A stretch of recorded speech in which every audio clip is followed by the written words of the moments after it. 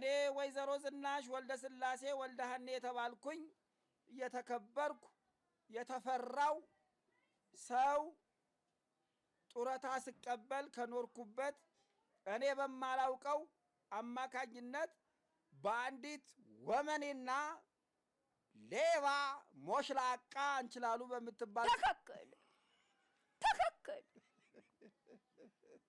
እሷ ነች አሉ ጡረታው ለኔ ይሰጥ ብላ እንደዛ ነው መሰለኝ። አዎ የኔን ጡረታ ለኔ ይሰጥ ብላ 5 ልጆች አሉ። 5ቱም ስራ ያዙ ናቸው። አፈርት ብላ ቋዳምጡ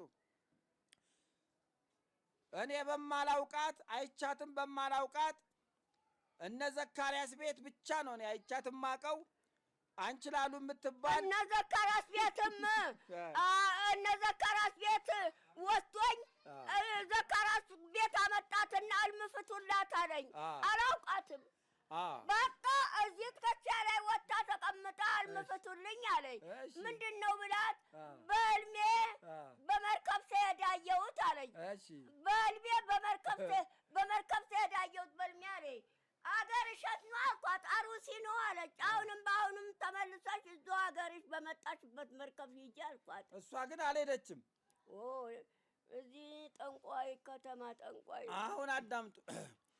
ወይዘሮ አንችላሉ በምትባል ሌባ ሞሽላቃ ጠንቋይ መተተኛ የሆነች ሴትዮ ትክክል ጡረታዬ ሊወሰድብኝ ነበር። ትክክል ነገር ግን እኔን በሚወዱኝና በሚያከብሩኝ ሰዎች አማካኝነት ጡረታዬ ተመልሶልኛል። ትክክል ልክ ነው ትክክል በጣም ጥሩ ልክ ነው ትክክል ጠላቴ ጾሞኗል ታጠንት ጀምር ያቃል